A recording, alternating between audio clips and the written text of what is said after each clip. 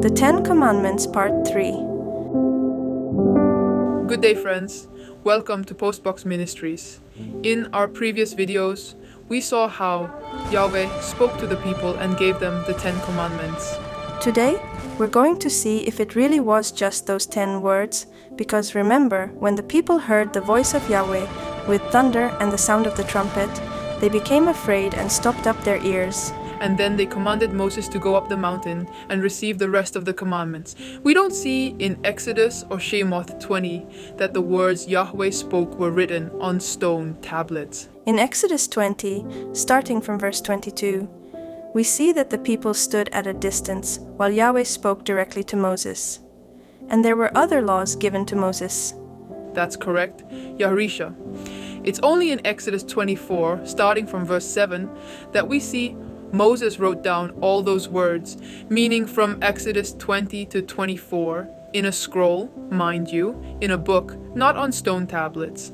And thus, a covenant was made with the people. Then Yahweh commanded Moses to go up the mountain to receive the stone tablets. In Exodus 31, we see that Moses received the stone tablets, but in Exodus 32, he descended from the mountain with the stone tablets and saw how the people had made a golden calf and worshipped it. Moses was so angry when he saw this that he broke the stone tablets. Moses was in Yahweh's presence for 40 days and 40 nights and did not eat or drink.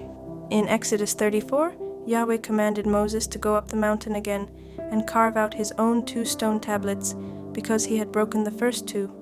Yahweh then said to Moses in Exodus 34 verse 11, "Observe what I command you this day." So these are the commandments that Yahweh would give to Moses on that day, which the people must observe. Let's see what those words are and what was written on the stone tablets.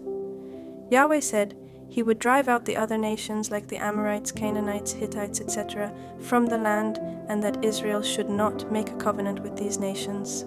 Because as soon as we interact with other peoples, they teach us their customs, their festivals, and their idols, and it will be a snare for us. What is a snare? When you want to go hunting and you don't have a firearm, you have to think smart about how to set a trap. Meaning, it's another way to catch an animal, like digging a deep hole, then covering the hole with small branches and leaves, and putting bait on top. Because when an animal comes to eat it, it falls into the hole, and then it can't get out. And that's how you catch an animal, and then you can kill and eat it. So, a snare is to deceive someone into a trap to catch them. That's correct, Yaharisha. And in the same way, the other nations with their customs and their feasts will be a trap for Israel. If we learn their customs, we will turn away from Yahweh and serve other gods. And just as Yahweh commanded not to make a covenant with the inhabitants of the land, he says that the nations will be a snare to us, causing us to stray from him and serve other gods. We must only serve Yahweh. Just as the first commandment we discussed in the first video, Yahweh is the only Elohim we should worship. The second commandment that we can derive from Exodus 34 also has to do with the other nations. It is not to make a covenant with them, because through this they will invite you to eat with them and seize their idols. These nations serve other gods and eat idol offerings to honor their idols. Like pork. Pork is an idol offering, and without realizing it, many people eat the idol offering and worship the Babylonian idol Tammuz, which was killed by a wild pig. So, they killed pigs to eat them, to take revenge on the pig that killed Tammuz. Yahweh does not want us to be a part of the nations because we will eat their idol offerings. These commandments cover 2 of the 4 commandments in Acts 15 that the new converts had to follow, and it was not to fornicate and eat idol offerings. The 4 commandments in Acts 15 that the new converts had to observe were all about what was defiled by idolatry, because the people of Israel turned away from Yahweh, and thus worshipped idols, because they did not obey the commandments of that time from Exodus 34. Yes, because they could not see it, as they closed their eyes to the glory that Moses shared with them. But we will show you later how they did not want to see the commandments.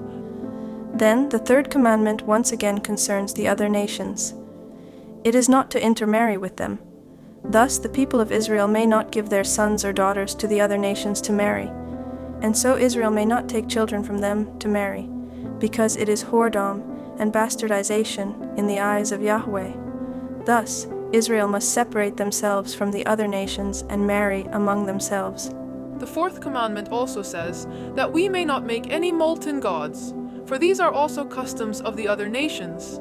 And as we saw in the commandments in Exodus 20, we may not make any images and bow down to them. The fifth commandment says, "You shall keep the feast of unleavened bread. For 7 days you shall eat unleavened bread as Yahweh commanded us." So we see Yahweh's feasts here in Exodus 34 that we did not see in Exodus 20. Unfortunately, time has caught up with us, and we will continue with the last commandments of Exodus 34 in the next video. May you have a blessed day, and we'll see you next time. Shalom.